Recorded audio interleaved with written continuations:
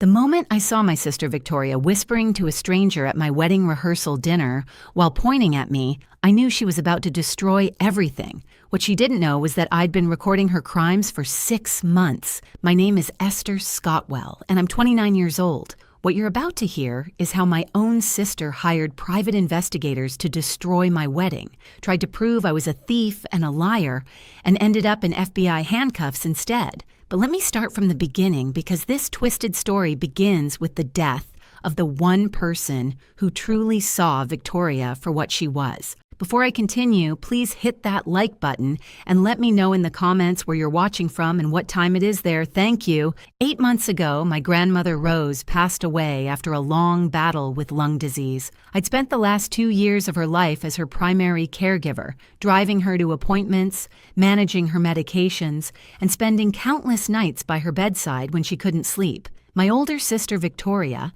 5 years my senior at 34, was always too busy with her important investment banking career to help. She'd show up once a month with flowers from the gas station and stay for exactly 45 minutes, usually on her phone the entire time.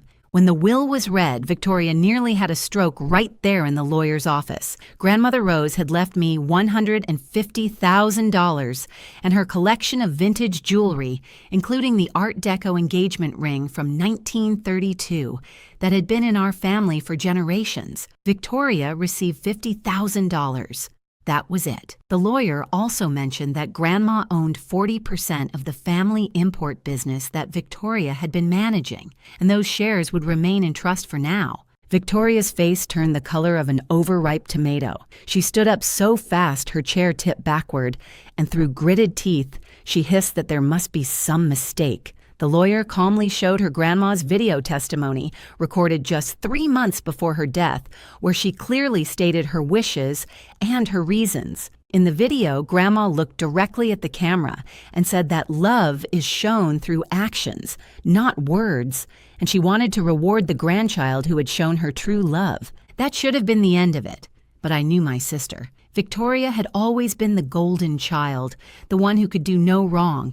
She married James, a successful corporate lawyer, lived in a mini mansion in Westchester, and drove a Mercedes that cost more than most people's annual salary. The idea that the grandmother she'd ignored had chosen me, the public school teacher with the modest apartment and the Toyota Camry, was absolutely unacceptable to her. The strange incident started 3 weeks after the funeral. First, my elderly neighbor, Mrs. Patterson, mentioned that a nice young man had been asking about me, wanting to know if I'd recently come into money or made any large purchases. Then the mailman told me someone had been photographing my mail before I collected it. My landlord called to verify my employment because someone claiming to be from a credit agency had questions about my ability to pay rent. But the funniest part was Victoria suddenly developing an interest in being a loving sister. She'd show up at my apartment with store-bought cookies still in the plastic container, claiming she'd been baking all morning and just happened to have extras. She'd casually ask about my finances while pretending to admire my engagement ring from Marcus, my fiancé of 2 years. The woman who hadn't voluntarily spent time with me since high school was suddenly dropping by twice a week with terrible excuses. During one visit, she actually asked if I'd been feeling guilty about anything lately because I looked stressed. This from a woman who once told me that teaching was a job for people who couldn't succeed in the real world. I served her instant coffee in my cheapest mug and watched her pretend to enjoy it while fishing for information about Grandma's money. She kept mentioning how expensive weddings were these days, wondering aloud how Marcus and I could possibly afford the beautiful venue we'd chosen at the Riverside Garden Estate. The thing is, Marcus's family owned a construction business, and we'd been saving for our wedding for 3 years. We didn't need Grandma's money for the wedding, but Victoria couldn't fathom that 2 middle-class people could afford anything nice without stealing or lying. She sat there in her designer suit, with her Louis Vuitton purse taking up half my coffee table, suggesting that maybe I should have the will reviewed again to make sure everything was distributed fairly. I told her the only thing that needed reviewing was her definition of fair. 2 months before my wedding, things escalated dramatically. My friend Sarah, who worked at the local credit union, pulled me aside during lunch and whispered that someone had been trying to access information about my accounts. She couldn't give me details due to privacy laws, but she showed me security footage of a man in a cheap suit showing Victoria's photo on his phone to the bank manager. That's when I knew Victoria had hired private investigators. The next day, I installed a doorbell camera and started documenting everything. Within a week, I had footage of 3 different men photographing my apartment building, my car, and even following me to the grocery store. One of them was so obvious about it that the store security guard asked if I needed help. The investigator actually tried to pretend he was shopping for organic kale while standing in the cereal aisle. Victoria's manipulation of our father started around the same time. Dad had been neutral about the will, saying Grandma had the right to distribute her assets however she wanted. But suddenly, he started calling me with concerns. Did I pressure Grandma when she was weak? Was I sure the will was legitimate? Had I maybe influenced her when she wasn't thinking clearly? These weren't his words. I could practically hear Victoria's voice coming out of his mouth. Then the wedding sabotage began. First, our florist called to cancel, saying they'd received information that we were planning to skip out on the bill. When I pressed for details, they admitted someone claiming to be my concerned relative had warned them about us. Next, the caterer had a mysterious scheduling conflict that hadn't existed the week before. The venue received an anonymous complaint about potential noise violations and threatened to cancel our contract. That's when James, Victoria's husband, reached out to me. He asked to meet at a coffee shop downtown, looking over his shoulder like he was in a spy movie. The man was genuinely scared of his own wife. He slid a folder across the table and told me Victoria had hired not 1, not 2, but 3 different private investigation firms. She'd spent over $30,000 of their savings trying to prove I was a fraud. James showed me credit card statements, emails to the investigators, and even a spreadsheet where Victoria had been tracking my supposed lies. She'd created categories like financial deception, elder abuse evidence, and mental instability indicators. Under that last one, she'd written that I chose teaching as a career, which apparently indicated poor judgment. I couldn't help but laugh, which made James relax a little. He told me Victoria had been acting increasingly erratic, staying up all night researching inheritance law, convinced she could overturn the will if she could just prove I was unfit. She'd even consulted with 5 different lawyers, all of whom told her she had no case, but Victoria didn't accept defeat. She never had. In high school, when she lost the student council election, she tried to get the winner disqualified on a technicality about campaign posters. The worst part was the way she was poisoning the extended family against me. She told our aunts that I had isolated Grandma from the family during her illness. She told our cousins that I had stolen jewelry from Grandma's house before the will was read. She even told our great-uncle Harold that I was planning to sell Grandma's house and pocket the money, even though the house had been sold 2 years ago to pay for Grandma's medical care and Victoria had been the one managing that sale. But James revealed something even more shocking. He'd been tracking strange transactions in Victoria's business accounts, large sums of money moving to offshore accounts, invoices that didn't match shipments, contracts with companies that seemed to exist only on paper. He thought Victoria was embezzling from the family import business, the one where Grandma had been a silent partner. He'd been gathering evidence for divorce proceedings. But now he wondered if there was more to it. I started my own investigation that night. Marcus helped me go through public records, business filings, and financial documents that were available online. What we found made my stomach turn. Victoria had been siphoning money from the business for at least 2 years, right around the time Grandma got sick and stopped reviewing the monthly reports. Meanwhile, Victoria kept up her performance as the concerned sister. She'd call me crying, saying she just wanted to protect me from making mistakes with my inheritance. She brought wedding magazines from 2015 that she'd found in her garage,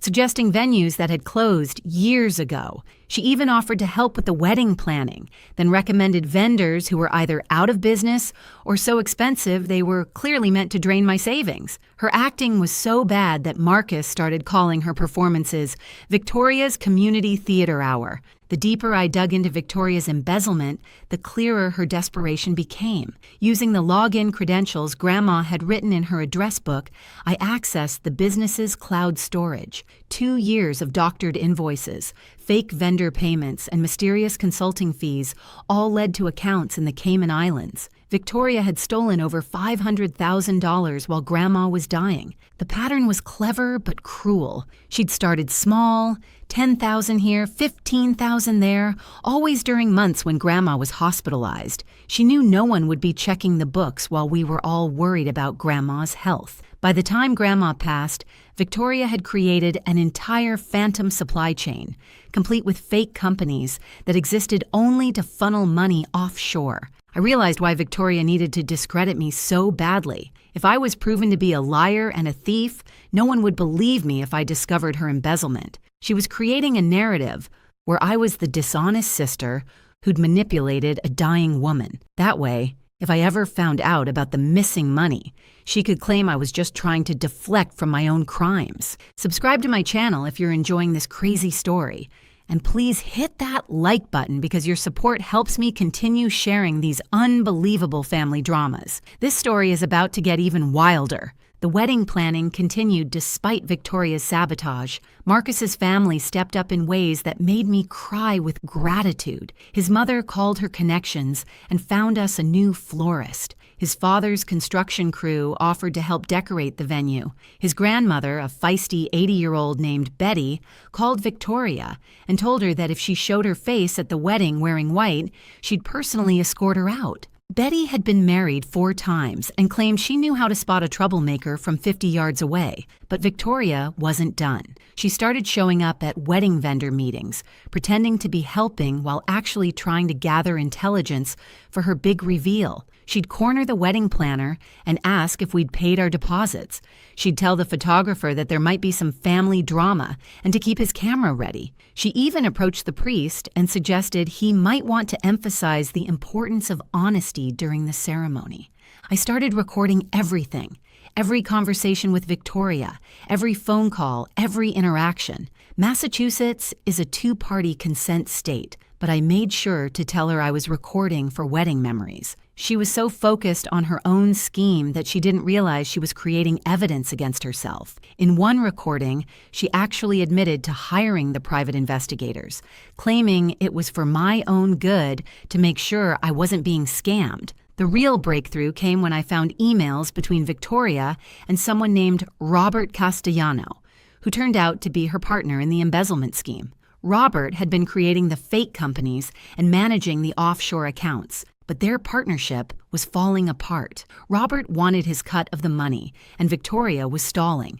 She'd promised him $200,000, but had only paid him $50,000. His emails were getting increasingly threatening. James had been documenting everything on his end, too. He'd installed a recording app on his phone and captured Victoria practicing her wedding speech, where she planned to stand up and announce that she had proof I'd forged Grandma's signature on legal documents. She'd hired a handwriting expert who, for the right price, was willing to say anything. She practiced her dramatic reveal over and over, even timing how long it would take security to reach her if they tried to remove her from the venue. The funniest part was how bad Victoria's private investigators were. One got stuck in my apartment building's dumpster while trying to go through my trash. Another one approached my elderly neighbor, Mrs. Patterson, so many times that she started hitting him with her purse whenever she saw him. The third one tried to follow me to work but got lost because he was using an outdated GPS and ended up at an abandoned school 3 miles away. Meanwhile, I'd contacted a lawyer who specialized in financial crimes. When I showed him the evidence of embezzlement, his eyes went wide. This wasn't just theft, it was wire fraud, tax evasion, and customs violations, since the import business dealt with international shipments. He immediately contacted the FBI's Financial Crimes Division, who, as it turned out, had already been investigating the business for suspicious activity. The FBI agent assigned to the case, Special Agent Martinez, told me they'd been tracking unusual payment patterns for 6 months,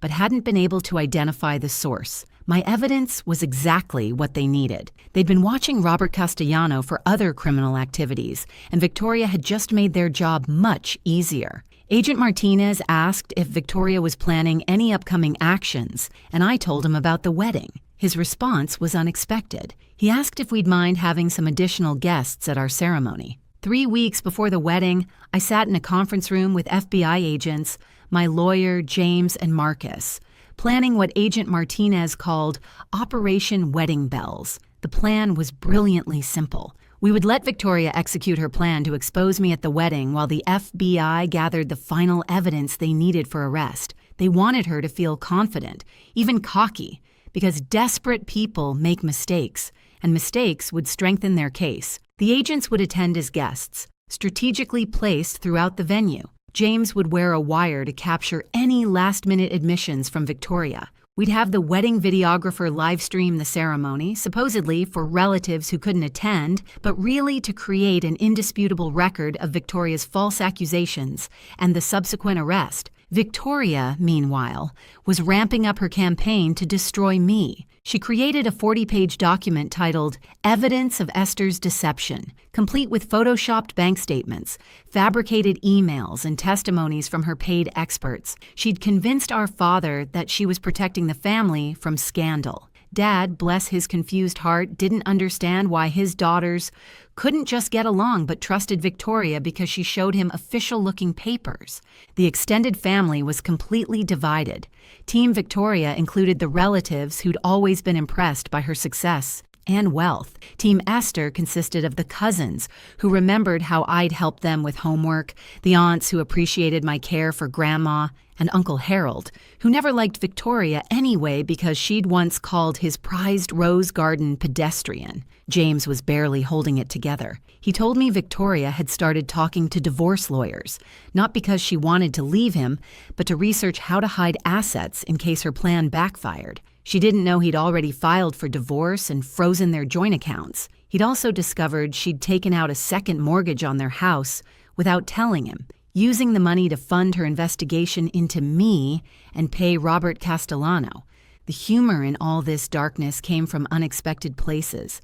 Marcus's grandmother, Betty, appointed herself as my personal bodyguard, showing up at wedding preparations with a taser she'd bought online. She claimed she'd used it once on a masher in 1987 and was ready to use it again. The wedding planner, after learning about the situation, offered to seat Victoria directly in front of the chocolate fountain, just in case someone needed to accidentally bump into her. My teacher friends created Operation Bridesmaid Shield. They scheduled shifts to make sure I was never alone with Victoria, using code words like code algebra if Victoria approached. One of them, a former Marine turned kindergarten teacher, practiced tactical maneuvers for blocking Victoria's access to the microphone during the ceremony. 2 weeks before the wedding, Victoria made her final preparations. She sent formal letters to 50 family members, telling them to pay special attention during the ceremony because important information about the family's future would be revealed. She hired a process server to be ready with cease and desist orders for the inheritance. She even booked a conference room at a nearby hotel for what she called an emergency family meeting after the ceremony. But Victoria made crucial mistakes. In her arrogance, she sent Robert Castellano the final payment plan via email, detailing how she'd pay him after she regained control of Grandma's estate by proving I was unfit. She didn't realize the FBI was monitoring Robert's communications. She also transferred $50,000 from the business account to pay her handwriting expert, creating a clear trail of fraudulent activity. The week of the wedding, everything accelerated. Victoria called vendors pretending to be me, trying to cancel services. She told the venue there was a bomb threat, hoping to force a cancellation. She even contacted Marcus's employer, suggesting they should know their employee was marrying a criminal. Each action was more desperate than the last, and we documented everything. James gave me recordings of Victoria practicing her wedding speech in the mirror. She'd refined it to exactly 12 minutes, planning to start with tears about protecting the family, transition to disappointment about my betrayal, and conclude with the dramatic reveal of her evidence. She'd even choreographed when to pull out the folders, when to point at me, and when to demand the wedding be stopped. The FBI agents attended the rehearsal dinner, posing as Marcus's extended family from Ohio. Victoria was so focused on her plan that she didn't notice them photographing her meeting with the private investigators in the parking lot. She'd hired all three to attend the wedding as witnesses, promising them bonuses if their testimony was convincing enough. That night, unable to sleep, I found an old letter from Grandma in my jewelry box. She'd written it when I first started taking care of her. It said, "My dear Esther, your sister thinks success means taking everything you can. You know it means giving everything you have. That's why I trust you with my legacy. Don't let her bitterness poison your sweetness. Sometimes the best revenge is simply living well and letting karma handle the rest." I thought about that letter as I prepared for my wedding day, knowing it would be the most dramatic day of our family's history. Victoria thought she was the director of this show, but she was about to discover she'd cast herself as the villain in her own production. The morning of my wedding arrived with the kind of perfect sunny weather that Victoria would later claim I didn't deserve. I woke up at 5:30 in Marcus's childhood bedroom at his parents' house, tradition keeping us apart the night before. My phone already had 17 missed calls from Victoria, and one text that simply said, "Today, everyone will know the truth." I deleted it and went to make coffee. By 7, the bridal suite at the Riverside Garden Estate was buzzing with activity. My bridesmaids had established a security perimeter that would make the Secret Service proud. My maid of honor, Jessica, had actually printed out photos of Victoria and distributed them to the venue staff with instructions to alert her immediately if she tried to access restricted areas. Victoria arrived at 8:30, 2 hours before the ceremony, dragging 3 large boxes and wearing a cream-colored dress that she would spend the rest of the day insisting was champagne. The dress had so much tulle, it looked like she'd robbed a ballet company. Betty took one look at her and loudly asked if someone had ordered a backup wedding cake, because that's what Victoria resembled. The boxes Victoria brought contained copies of her evidence dossier, one for each family member. She'd spent thousands having them professionally bound with gold embossing that read, "The Truth About Esther Scotwell." Inside were the doctored bank statements, the paid expert testimonies, and photos the private investigators had taken of me doing suspicious things, like grocery shopping and going to work. The 3 private investigators arrived separately, trying to blend in as regular guests. The first one wore a suit that still had the rental tag sticking out. The second brought a date he'd clearly hired from an escort service who kept asking him what her motivation was supposed to be. The third tried to look casual but stood out because he was taking photos of everything, including the catering setup and the exit signs, like he was casing the joint. Victoria cornered our father in the garden before the ceremony, spreading her documents across a bench like she was presenting a court case. Dad, wearing the navy suit I'd bought him and looking deeply uncomfortable, kept glancing at me through the window as I got my hair done. I could see him trying to reconcile Victoria's evidence with the daughter he'd watched grow up. Agent Martinez and his team had arrived dressed as Marcus's extended family. They blended in perfectly, except for the fact that they were all mysteriously interested in staying near the exits and had earpieces they kept touching. One of them was posing as Marcus's cousin from Toledo and had to quickly Google facts about Ohio when Betty started quizzing him about local restaurants. The wedding planner, who'd been fully briefed on the situation, had strategically arranged the seating to put Victoria front and center, right where everyone could see her when she made her move. She'd also arranged for 2 security guards to be stationed near the altar, supposedly for the expensive flower arrangements, but really to intercept Victoria if needed. Meanwhile, James was in the groom's suite with Marcus, wearing not just a wire, but 3 different recording devices, because he wanted to make sure everything was captured. He looked pale and kept checking his phone for updates from his divorce lawyer. He'd already moved his important belongings to his brother's house and changed all his passwords. He told Marcus that after 13 years of marriage, he was finally going to see Victoria face consequences for her actions. At 9:45, 15 minutes before the ceremony, Victoria made her move to set the stage. She placed her evidence folders on specific chairs, targeting the family members she thought would be most influential.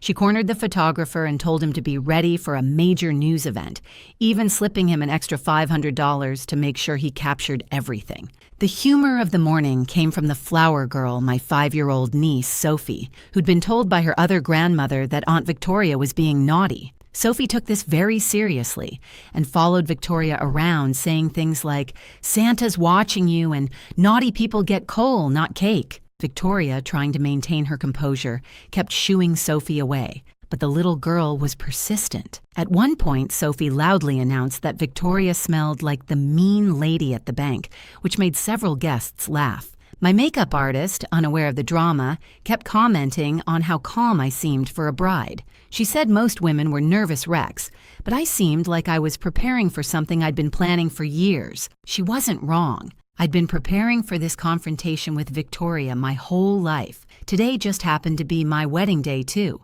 Victoria's final preparation was to gather her private investigators for a quick huddle by the fountain. I watched from the bridal suite window as she handed them scripts, actual typed scripts of what they should say when called upon. One of them was practicing his lines, moving his hands dramatically as he recited allegations about my suspicious financial activity. He looked like a community theater actor preparing for his big moment. As 10 o'clock approached and guests took their seats, the atmosphere was electric with tension. Half the family knew something was going to happen, but they didn't know what. The other half just thought Victoria had overdressed for the occasion. The FBI agents were in position, the cameras were rolling, and the live stream had started.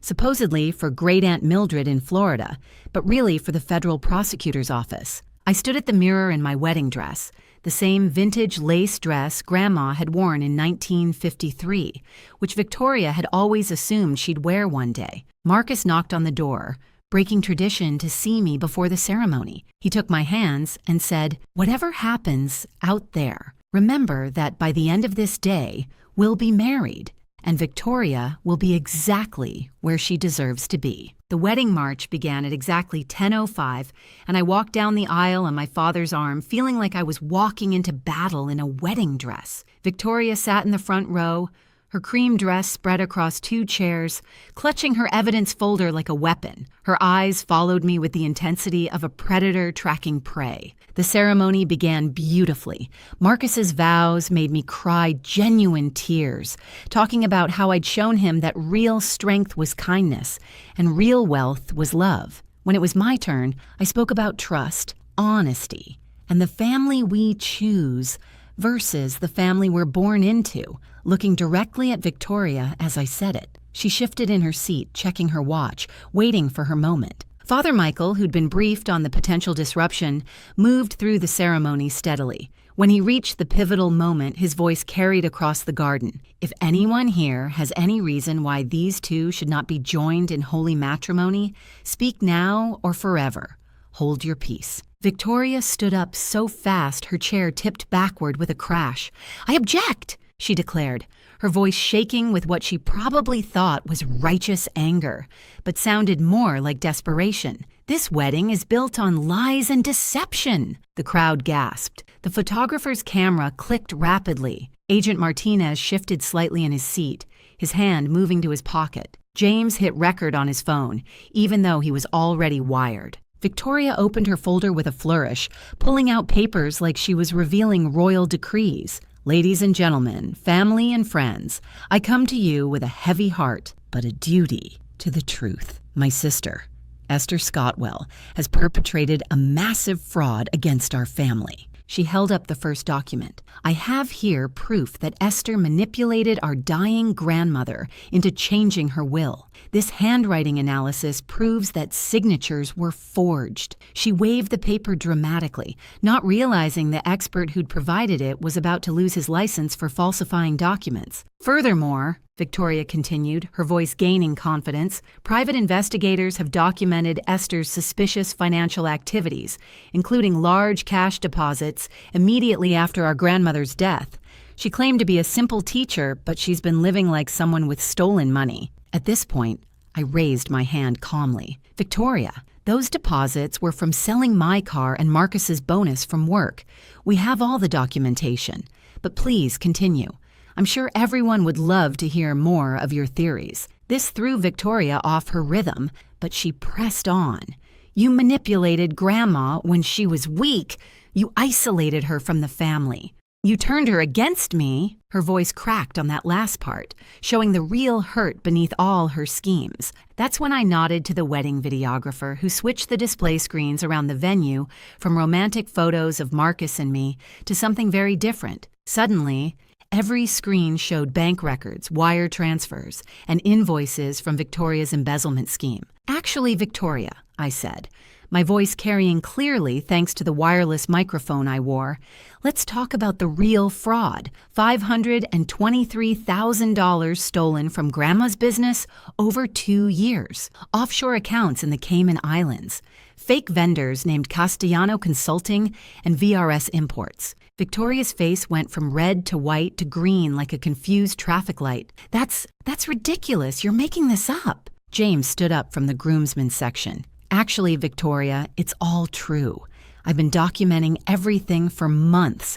The FBI has been investigating for even longer. That's when Agent Martinez stood up, pulling out his badge. Mrs. Victoria Hartley, I'm Special Agent Martinez with the FBI Financial Crimes Division. You're under arrest for wire fraud, embezzlement, money laundering, and conspiracy to commit customs violations. Victoria tried to run, but in her enormous cream dress and 6-inch heels, she didn't get far. She tripped over her own train near the fountain, falling spectacularly into a display of lilies. As 2 agents helped her up and produced handcuffs, she screamed, "This is entrapment!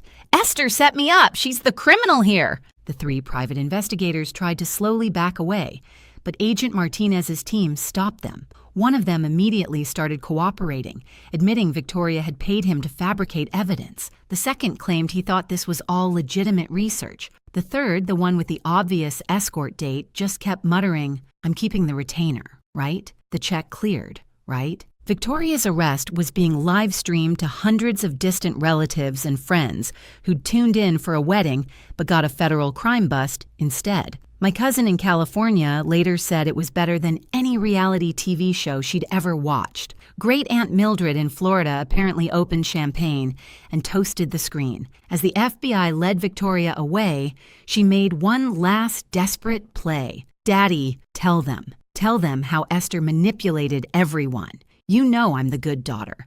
I'm the successful one." Our father, who'd been frozen in shock, finally spoke. "Victoria, I just watched you try to destroy your sister's wedding with lies, while the FBI showed evidence of you stealing from your grandmother's business.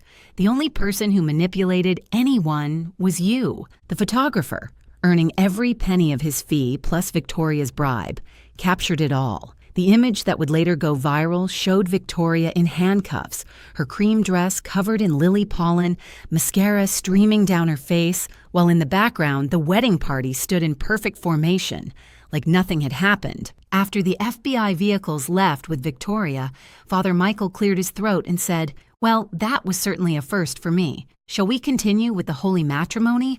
Or does anyone else have any federal crimes to confess?" The tension broke with laughter. Marcus took my hand, whispered, "Your family is never boring," and we resumed the ceremony. When Father Michael pronounced us husband and wife, the applause was thunderous, not just for our marriage, but for the absolute karma we'd all just witnessed. The reception that followed was legendary. Everyone had a Victoria story to share, and the open bar helped loosen tongues. Our cousin Janet admitted Victoria had tried to recruit her to testify against me. Uncle Harold revealed Victoria had offered him $10,000 to say he'd seen me stealing from Grandma's house. Our Aunt Patricia said Victoria had called her 17 times, trying to convince her I was mentally unstable. The DJ, who'd been watching the whole arrest through the window, created a special playlist that included Jailhouse Rock, I Fought the Law, and Karma Police. When he played Truth Hurts by Lizzo,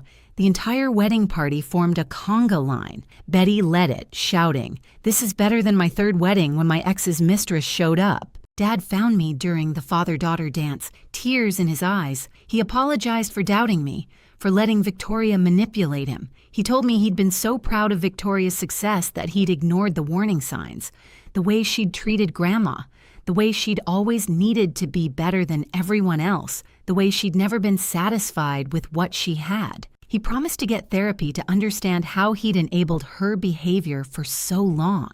James got drunk, really drunk, and gave an impromptu speech about the 13 years he'd wasted with Victoria. He told stories about her crushing people in business deals, about the friends she'd alienated, about the family members she'd used and discarded. Then he raised his glass and said, "To Esther and Marcus, may your marriage be everything mine wasn't, honest, loving, and free of federal investigations." The private investigators, who'd been detained for questioning and released, actually stayed for the reception. One of them approached me with a piece of wedding cake and an apology. He said he'd been in the PI business for 20 years and should have known something was off when Victoria asked him to plant evidence. He offered to testify against her and refund her money to help pay back what she'd stolen. The wedding photographer pulled me aside to show me the shots he'd gotten. The one of Victoria falling into the flowers was artistic, almost Renaissance in its composition. The one of her in handcuffs with the wedding party in the background looked like a magazine cover. He asked if I wanted them deleted, but I told him to keep everything. This was part of our story now, the part where justice was served as an appetizer. Around midnight, after most guests had left, I found out Victoria had been denied bail. The prosecutor considered her a flight risk due to the offshore accounts. She'd spent her wedding night not in the honeymoon suite she'd booked to celebrate my humiliation, but in federal detention. The other inmates, according to James's divorce lawyer who had connections, were very interested to hear about the woman who'd been arrested at her own sister's wedding. Marcus and I left for our honeymoon in Hawaii the next morning. At the airport, the TSA agent recognized me from the viral video. "You're the bride whose sister got arrested," she exclaimed. "Girl, that was the best thing I've ever seen. Your grandmother must be smiling down from heaven." 3 months later, I visited Victoria in federal detention. She'd lost weight, her designer clothes replaced with standard issue gray, her perfectly manicured nails now bare, but her delusion remained intact. She spent the entire visit explaining how this was all a misunderstanding, how I'd conspired against her, how the FBI had it all wrong. When I told her I was pregnant and would name the baby Rose after Grandma if it was a girl, she actually laughed. "You think you've won," she said, "but I'll be out in a few years and I'll rebuild everything. You'll see, I'm the successful sister. I've always been the successful one." I stood to leave and told her the truth she'd never accept. "Victoria, success isn't about money or status or being better than everyone else.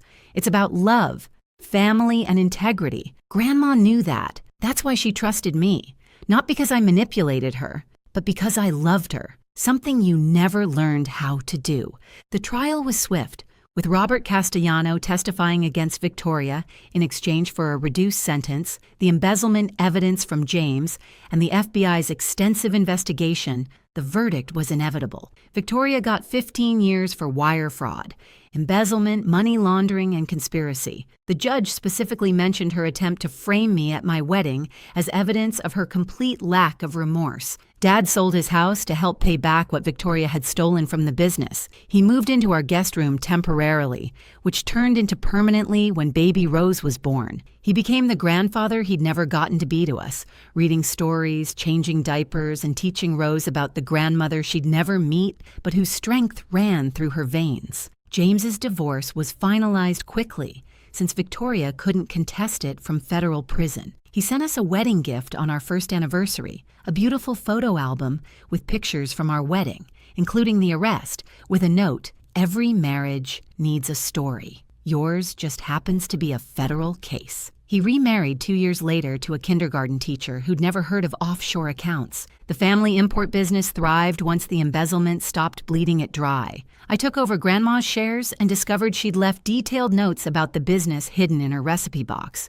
One note, dated a month before she died, read, "I know what Victoria is doing. The evidence is in the cloud, folder marked pie recipes. Let her hang herself with her own rope. Protect Esther. She has the strength Victoria never will.